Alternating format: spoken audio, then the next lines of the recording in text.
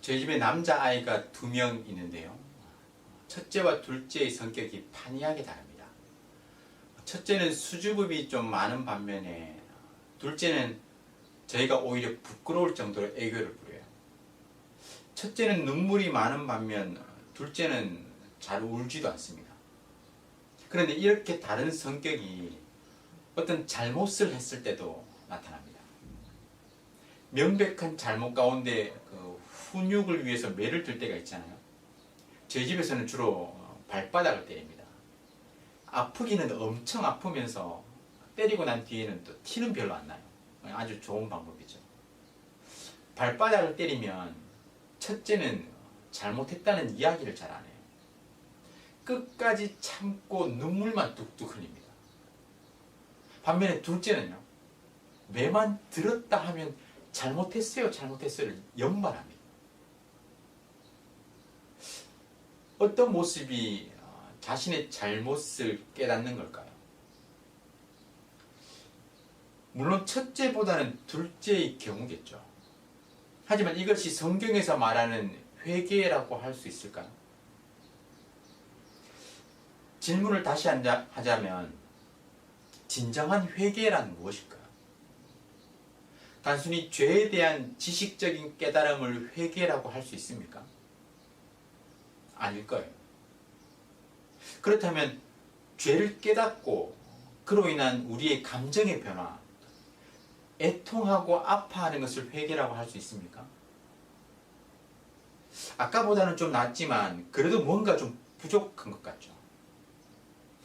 그렇다면 좀 더 나아가서 의지적인 결단, 그것으로부터 돌아서겠다는 결심이 있다면 어떻습니까?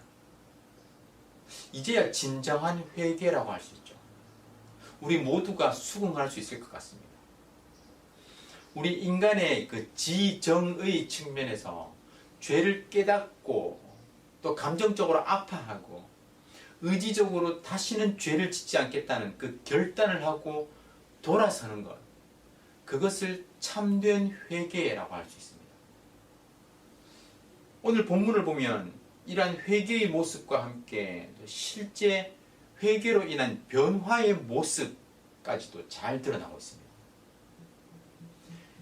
베드로는 유대인들과 또 예루살렘에 사는 모든 사람들에게 복음을 전했습니다. 십자가상에서 죽은 나사렛 예수가 너희를 구원할 구주 되시고 구약에서 예언한 메시아 되신다. 베드로가 이 복음을 전했을 때 그들은 엄청난 충격에 휩싸였습니다. 불과 얼마 전에 자신들이 예수님을 십자가에 못 박으라고 외쳤거든요. 유대인들은 자신들이 그 메시아이신 예수님을 죽였다는 사실을 듣고는 마음에 찔려한 거예요. 그래서 백성들은 베드로와 다른 사도들에게 우리가 어찌할꼬? 라고 반응합니다. 그러자 베드로가 뭐라고 이야기합니까? 회개하여 각각 예수 그리스도의 이름으로 세례를 받고 죄 사함을 받으라. 베드로는 단도직입적으로 회개하라고 외쳤습니다. 원문을 문자적으로 보면요, 너희의 죄 사함을 위하여 회개하고 세례를 받아라 하는 거예요. 베드로뿐만 아니라 세례 요한과 예수님도 죄사함을 받게 하는 회개의 메시지를 선포했습니다. 사도행전에서는 복음이 선포될 때마다 회개가 필수 조건으로 등장합니다. 이 회개는 단순히 지식적인 깨달음이나 동의가 아니었어요. 그들의 전 존재를 흔들고 삶의 전환을 요구하는 준엄한 명령이었습니다. 자신의 부패한 삶으로부터 돌아서는 거예요. 예수 그리스도를 구주로 인정하면서 옛사람이 죽고 새사람이 되는 것이었습니다. 이것이 바로 죄사함을 받게 하는 회개였습니다. 자신이 지은 죄를 인식하고 이에 대한 찔림과 아파함 가운데 그로부터 돌아서는 것. 예수 그리스도를 구주로 인정하며 자신의 부패한 삶이 죽는 것이죠. 패역한 삶을 청산하는 거예요. 이는 마치 우리가 운전을 하다가 길을 잘못 들어섰을 때 취해야 하는 행동과 같습니다. 이렇게 생각해 보세요. 운전을 하고 있습니다. 차 안에 다른 사람들도 타고 있고 친한 사람들 타고 있는 거예요. 자신이 잘 아는 길이라면서 운전을 합니다. 하지만 길을 잘못 들어섰다는 사실을 알았을 때 엄청난 그 낭패감과 함께 창피하다는 생각이 들겠죠. 그렇다고 해서 부끄럽고 창피하다고 해서 잘못 들어선 길에서 돌이키지 않고 계속해서 그 길을 가셔야 되겠습니까? 부끄러움을 무릅쓰고 자신이 길을 잘못 들어섰다는 것을 인정하고 차를 돌려서 올바른 방향으로 출발해야 합니다. 길을 돌이켜서 바른 방향으로 나아가야 합니다. 그러면 문제는 해결되는 것이죠.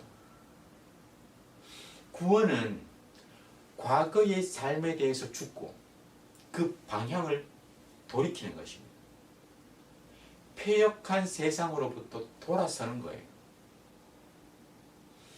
오늘 말씀을 시작하며 우리는 그 회개의 지정의 그 측면을 살펴보았죠.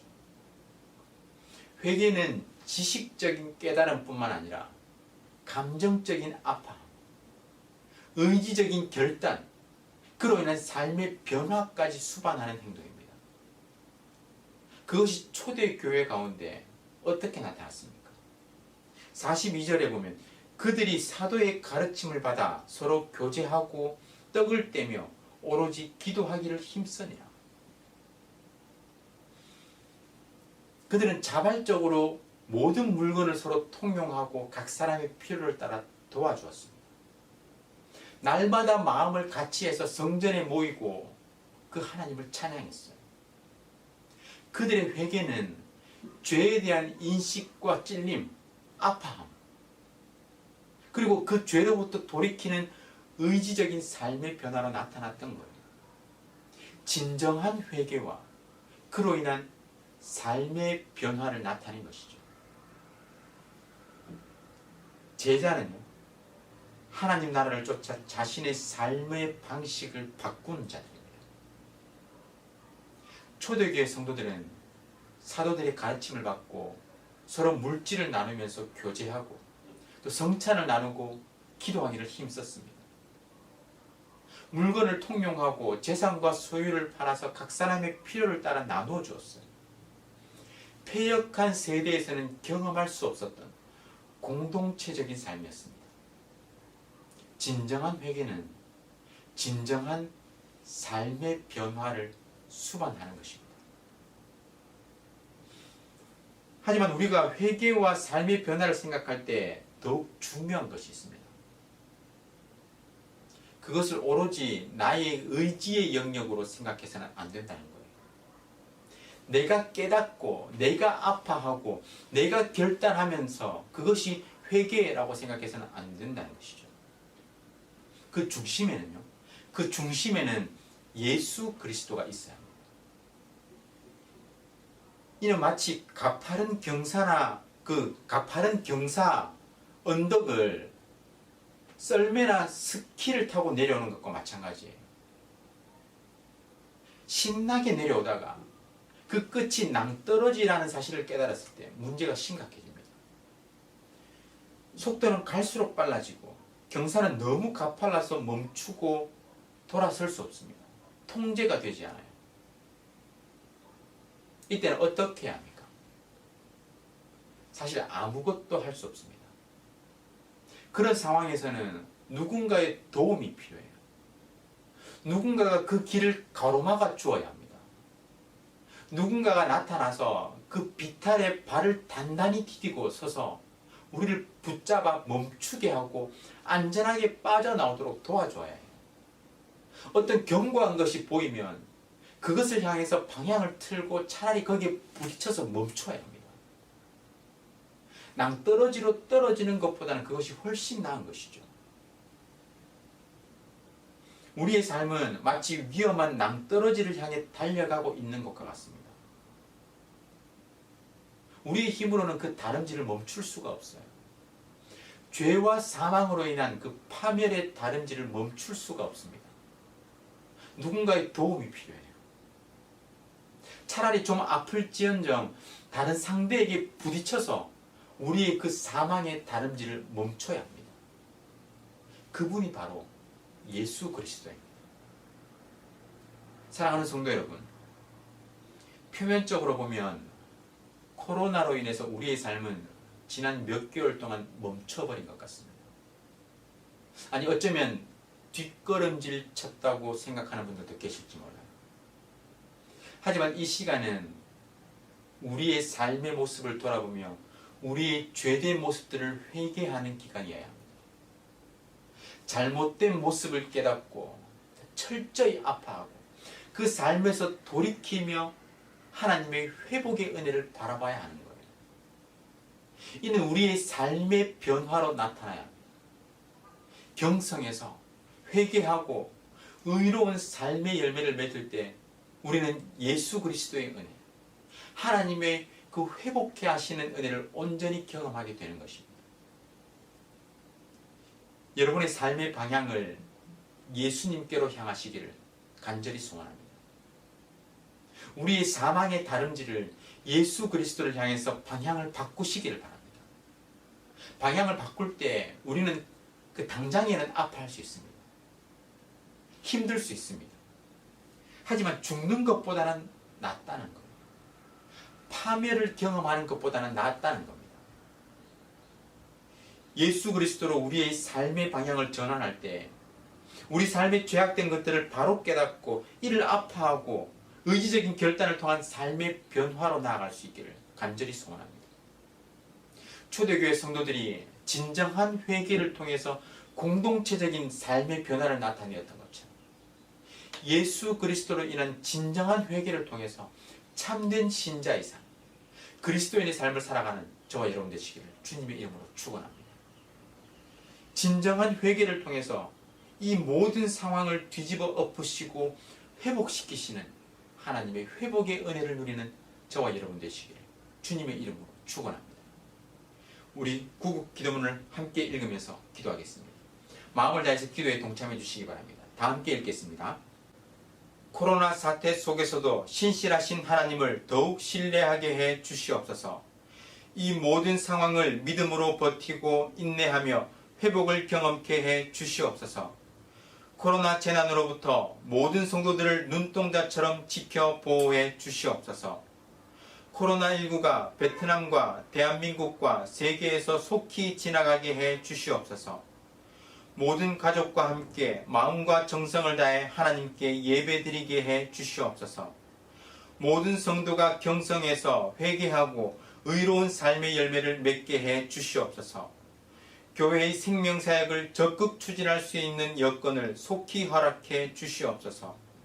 성도들이 처한 모든 환난과 어려움 가운데 피할 길을 허락해 주시옵소서. 성도들의 생업과 삶의 터전을 지켜주시고 결코 좌절하지 않게 해 주시옵소서. 이 땅에 확산되고 있는 코로나를 막아주시고 완전히 종식시켜 주시옵소서. 존귀하신 예수 그리스도의 이름으로 기도드립니다. 아멘. 오늘 말씀을 기억하며 기도하겠습니다.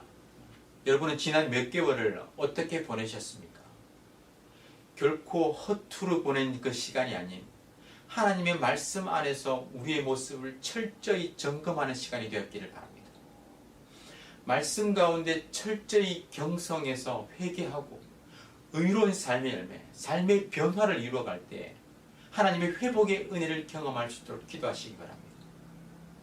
무엇보다 예수 그리스도를 향해 삶의 방향을 바꿀 때 사망에서 생명, 무너짐에서 다시 일으키시는 그 회복을 경험할 수 있도록 기도하시기 바랍니다. 그리고 구국 기도문으로 나라와 민족과 교회의 회복을 위해서 각 개인과 가정의 기도 제목을 가지고 다 함께 간절하게 기도하겠습니다.